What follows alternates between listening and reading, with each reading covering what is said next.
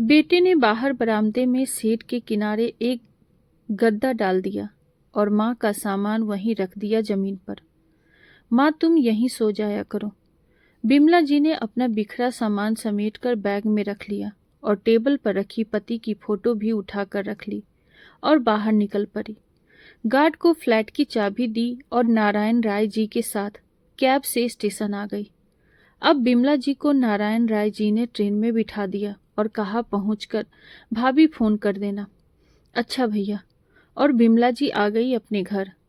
घर पहुंची, ताला खोला, तभी आहट सुनकर जेठ जी की बड़ी बहू आ गई और बिमला जी के पैर छूकर आशीर्वाद लिया और बोली, चाची जी आप अकेले कैसे आ गई? अकेले दुकेले क्या होता है बहू, तेरे चाचा जी के दोस्त नारायण राय आते थे ना यहाँ। हाँ हाँ, देखा है मैंने, चाचा जी से मिलने आते थे। बस उन्हीं ने ट्रेन में बिठा दिया और आ गई। अब इतनी भी अनपढ़ गवार नहीं है तेरी चाची। अच्छा अच्छा, आप हाथ मुंह धो लें, मैं चाय नाश्ता ले आती हूँ। और हाँ, रात का खाना भी हमारे साथ ही खा लेना, अब अकेले बनाने न लग जाना। इतना कहकर अमिता बहू चली गई। चाय नाश्ता करने के बाद बिमला जी आराम करने लग गई। तभी फोन बजा। उधर से बेटे शिवम का फोन था। और कहाँ है माँ? ये फ्लैट की चाबी गार्ड को देकर कहाँ चली गई आप? अपने घर आ गई बेटा। अपने घर? तो क्या यहाँ आपका घर नहीं था?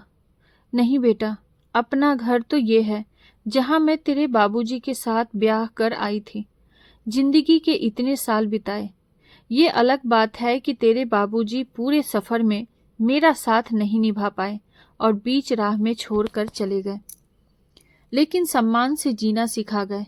वो हमेशा कहते थे कि सम्मान से जीना, चाहे नमक रोटी खाकर रह लेना, लेकिन अपमान सहकर मत रहना।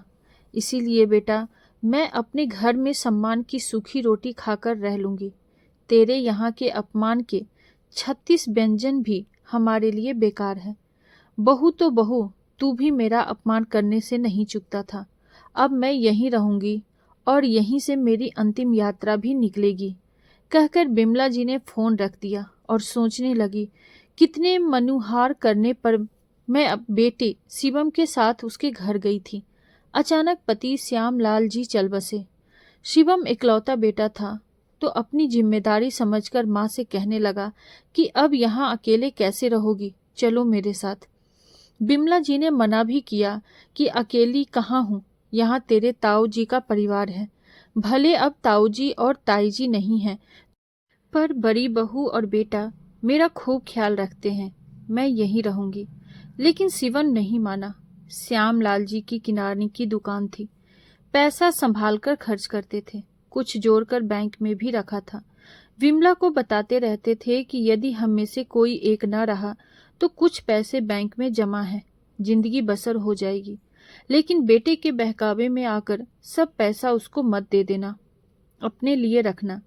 वैसे जेठ के बेटा बहू कहते रहते थे कि चाची अब अलग क्या बनाती हैं, हमारे संग खा लिया करो, बुढ़ापे में कितना सा खाना होता है। तो बिमला जी कभी सेठ के बेटे बहू के यहाँ तो कभी अपने आप बना लेती थी। जेठ के 2 बेटे थे, जिसमें बड़े बेटे और बहू बड़े संस्कारी और बड़ों को मान सम्मान देने वाले थे। शिवम के मनुहार करने पर बिमला जी शिवम के घर आई थी। वहां आकर 2 कमरे के फ्लैट में समझ नहीं आ रहा था कि कहाँ सामान रखें। फिर शिवम बोला, माँ अभी बैठो, आपके लेटने बैठने का इंतजाम अभी करता हूँ। शिवम अंदर गया, जो अभी तक बाहर निकला भी नहीं था। शिवम की पत्नी मेघा, जो अभी तक बिमला जी से मिली भी नहीं थी। शिवम मेघा से बोला, अब माँ को तो ले आया हूँ, पर समझ नहीं आ रहा है माँ को कहाँ जगह दूँ। मेघा ने चिढ़कर कहा, अब पता है फ्लैट में जगह नहीं है तो क्यों लेकर आए, अब खुद ही व्यवस्था करो, मुझे मालूम नहीं। शिवम ने बाहर बरामदे में शेड के किनारे एक गद्दा डाल दिया और माँ का सामान वहीं रख दिया जमीन पर। माँ तुम यहीं सो जाना, कहकर शिवम कमरे में चला गया।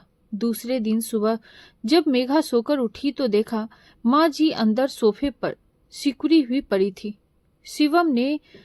मेघा ने शिवम को आवाज लगाई, ये देखो तुम्हारी माँ सोफे पर सो रही है, सारा सोफा खराब हो जाएगा। सोफा कोई सोने की जगह है क्या?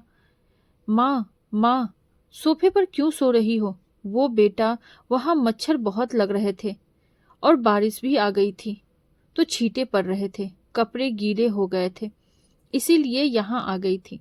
अच्छा माँ, मैं आपके लिए आज एक फोल्डिंग पलंग ले आऊंगा और मच्छर का भी कुछ इंतजाम कर दूंगा।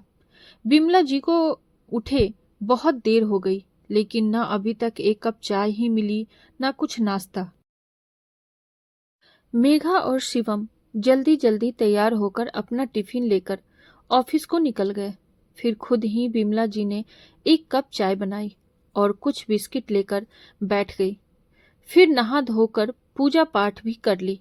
दोपहर हो गई, भूख लगने लगी, लेकिन खाने को कुछ नहीं था, तो 2 पराठे सेके और अचार के साथ खा लिया। शाम को जब शिवम और मेघा ऑफिस से आए, अपने कमरे में घुस गए। बिमला जी से 2 दिन से कोई बात नहीं हुई थी, मेघा और शिवम की। मेघा बोली, शिवम, खाना बनाने का बिल्कुल मूड नहीं है, पिज्जा ऑर्डर करो। पिज्जा आया और दोनों खा पीकर सो गए। बिमला जी से किसी ने पूछा भी नहीं। ऐसे ही चलता रहा। कभी शाम को खाना बनता तो कभी 2 रोटी रखी रहती, कभी सब्जी है तो कभी नहीं है। वो दोनों कमरे में ही खा लेते। बिमला जी से कोई पूछता ही नहीं था। ऐसे ही 1 हफ्ता बीत गया। एक दिन भी बेटा बहू से बात नहीं हुई। आज संडे था तो दोनों तैयार होकर बाहर जा रहे थे, तो बिमला जी ने पूछ लिया, बेटा कहीं जा रहे हो क्या? हाँ माँ, आज छुट्टी है तो सारा दिन घूमने का प्लान है, मूवी देखेंगे, शॉपिंग करेंगे, फिर बाहर ही खाना खाकर फिर लौटेंगे। और मेरे खाने का क्या होगा? आप अपने के लिए कुछ बना लेना और घर की साफ सफाई कर देना, मेघा बोली, और रसोई भी ठीक ठाक कर देना। बेटा 1 हफ्ता हो गया है, एक दिन भी ढंग से खाना नहीं मिला। कभी 2 सूखी रोटी पड़ी है, न दाल है न सब्जी, न कुछ नाश्ता है। शिवम बोला, आप बना लो अपना, क्या किसी ने रोका है? क्या अब मैं अपने लिए अलग से कुछ बनाऊं? जो खाना बनता है मेघा बनाती है, उसी में थोड़ा मेरा भी बना लिया करे। अब मेघा को ऑफिस जाना होता है माँ, उसके पास इतना समय कहाँ है? हाँ बेटा, सही कह रहे हो, मेरे लिए 2 रोटी बनाने को कहाँ समय है। इस तरह बेटा बहू की बेरुखी देखकर बिमला जी को बहुत दुख हुआ। इस तरह अपमान सहकर रहने से क्या फायदा? इससे तो अपना छोटा सा घर ही अच्छा था।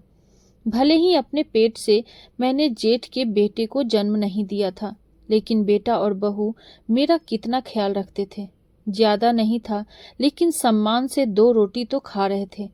भले ही पति ने बहुत पैसे नहीं छोड़े थे, लेकिन जो था उससे गुजारा हो जाता था।